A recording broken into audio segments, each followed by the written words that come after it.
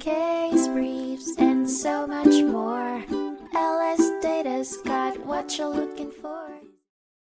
A New Jersey family, Gary and Eileen Smith, sued Jersey Central Power and Light Company after experiencing electric shocks in their backyard due to high levels of neutral-to-earth voltage, NEV.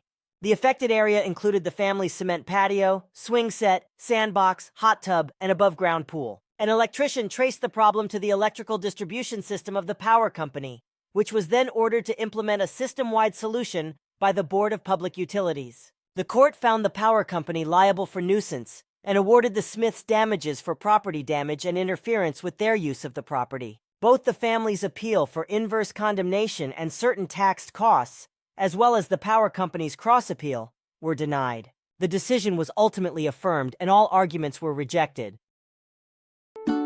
Case briefs, and so much more. LSData's got what you're looking for. Visit lsd.law, elevate your mind. Leave the stress of class.